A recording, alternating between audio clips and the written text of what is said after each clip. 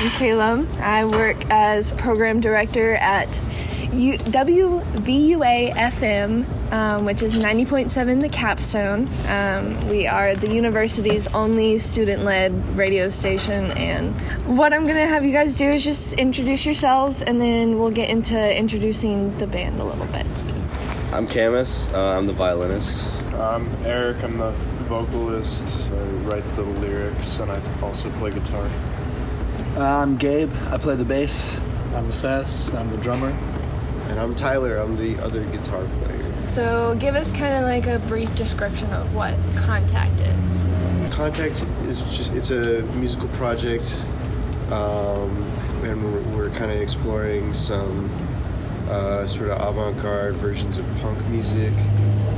We have a violinist, which is like not a traditional punk instrument, so I don't know, we're trying to utilize that to create something a little new.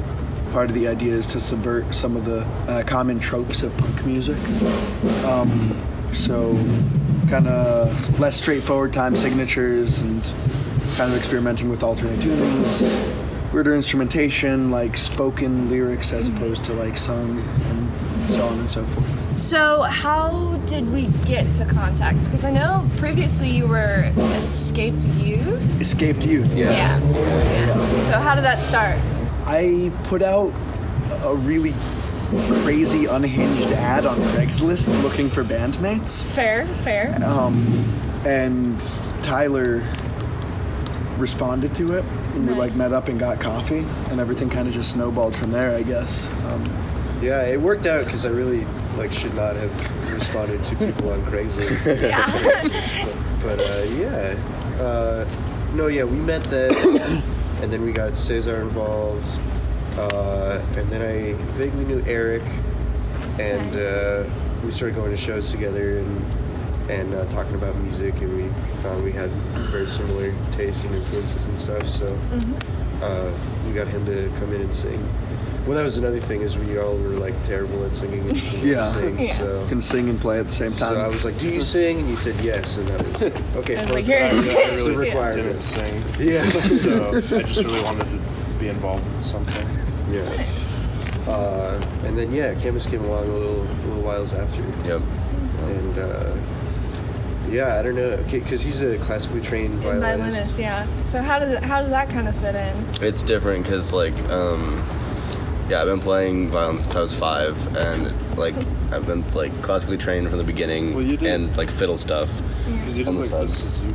Yeah, I did the Suzuki method, so I did that for all of that, and so that is a lot of ear training. So it's not, you don't learn. I didn't learn how to read sheet music until 8 years after I started playing. Oh, okay. And then one of my first teachers was a fiddle and bluegrass violinist, and so we would jam as part of my lessons. Yeah.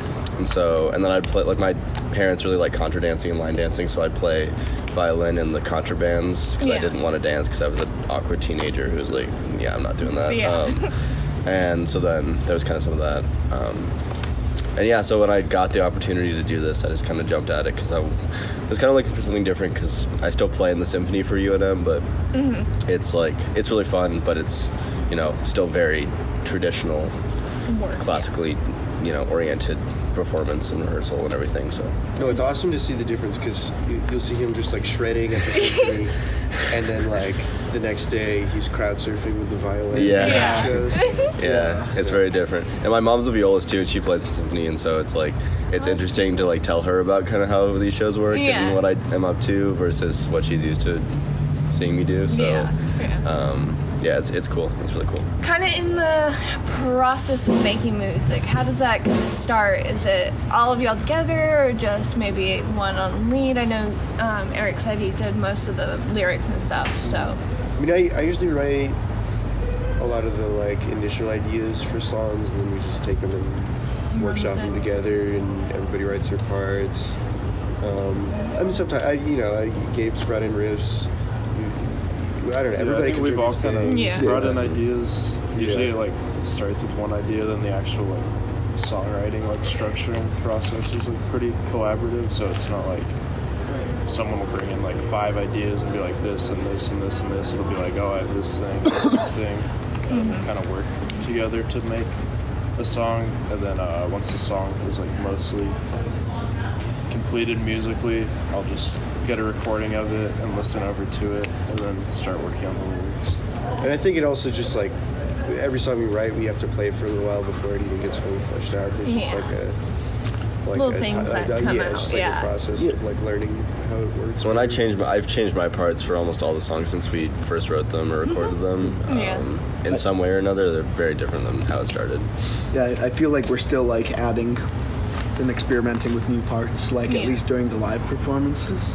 And also because we played the same set every night for shows on tour and at home most times, like it's like the nuance gets more and more like apparent because it's like the little tiny things that stick out that I know I recognize that we like have changed just even since we left Albuquerque and just the last shows. And a lot of the times it's not even intentional, that's also like the nice part about being able to like play live before the song is released on like streaming services and stuff, because then you have time to like get it like more fleshed out into its final form. Because I know even with the songs we have right now, some of them really weren't even like, I mean, they were finished for the most part, but we've actually made some changes to some of the songs after they were recorded. So yeah, I think having them recorded was a huge catalyst in the change of it, because we'll listen to it in the studio after it was like an 8-hour session. We're like, yeah, it's good. And then we listen to it now, we're like, oh god. Yeah. And then it's nothing fundamentally transformative, but yeah, those little minutiae that really it makes it feel like we're no longer the escape youth. We're actually contact now. Nice. And I think after, because we're planning on touring again in like under 6 months. Yeah. So we won't have time to like record anything new, but the plan is to have like a new set by then. So I think it'll be nice to tour with like a new set. Yeah. And then be able to come home and record it. But then it'll probably be a lot more like finished rather than just playing it a few times and then going into the studio with it. And we can have time to work on the minutia while on the road. Yeah. Yeah. Gotcha. Well, are you guys liking being on the road, or do you want to go back home? It's fun. It's really It's a fun. little bit of both. Yeah, it's great to be in these places that, of course, they're real, but living in the same place for over a decade, you think like, oh, Birmingham's just a made up place that that people on the internet talk about, etc.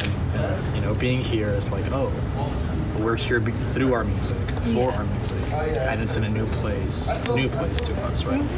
So that's really definitely quite exciting. The driving is not so great. Well, and the coolest part to me is just meeting all the people that we've been playing with or like interacting with the shows, and we met some really awesome folks. Yeah, so that far. would probably be my favorite part. Yeah, of it's touring. really, really cool. And finding people like, especially the shows that we have played and will play, like it's a lot of like-minded individuals. So it's like it's kind of expanding your community horizons of like what you thought was going on. Because the show that we played in Baton Rouge, especially, it felt like the same scene at home with different people and just new folks. And it was cool to see that it's happening in other places besides what you know.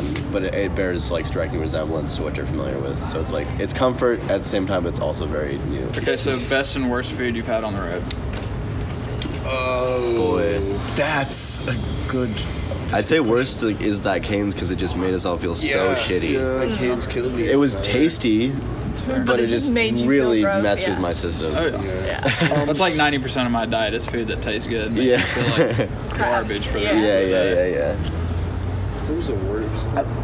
I think my favorite food was, we were in Hattiesburg and there was this burger place called Hattie's Burgers, and the meat was like this thick. Massive patty. I got like a breakfast one, and it was like a patty this thick, and then they had like breakfast sausage on top of it. Oh my goodness. And an egg. I was. You have to describe orally how big it was for me. Yeah. Oh yeah, I don't know. It was It's like 1 inch thick. Yeah. It was That like a, doesn't it was like a even- 6-inch tall burger almost. Oh my Yeah, goodness. all in all, like, Yeah. it was like, It was Comes out on the plate, and you're like, how am I gonna bite it was this? a Yeah. hefty guy. and I have to then use fork and knife. Yeah. The po' boy place. And That oh, That- you're okay, right. that's- Okay, no. That's actually Yeah. Some po' boys in killer po' boys. In New Orleans. that was New like Orleans. the tenderest beef Oh, I've okay. ever had. Yeah, That that shrimp makes was sense. insane. It was so And good. then the beignets, I thought the beignets were gonna be just like, oh, it's what you get. And no, so Yeah, they're good. we They're got really good. 15. I don't know Yeah. why. We didn't even 6 finish of them us. all. Yeah. It's like our little we like version of together. Sopa Pizza. Yeah. Yeah, no, I was thinking about Big that. sofa Yeah. vibes. You have 2 singles out right now, if I'm Yeah. not mistaken. So it's Railroad Track and how do you say the other one? Nylon. Nylon. Okay. So those are on EP ? Or Yes. Yeah. okay. Yeah. Demo Gotcha. tapes, yeah. Gotcha. Those came out on New Year's Eve. Gotcha. Yeah. Yeah. I remember us talking about that. And that demo includes like 4 songs total plus an intro, and those 2 singles are on there as well as 2 other songs. Yeah. So. You guys have 4 more shows, as Gabe said earlier. And what's kind of on the horizon after that? Are we thinking? Well, yeah, we have a lot of shows lined up in Albuquerque. Yeah. Yeah. We're starting to open for some like bigger acts, which is fun. Nice. And then we're planning a dual tour with another band from Albuquerque called Stars Don't Mean Anything for the summer. So we're gonna hopefully like go through the Midwest and Yeah. East Coast and back down. There's that, and then writing more music. We're gonna Yeah. Yeah. Yeah. Because anything this tour has made us want to do, it's write new songs. Yeah.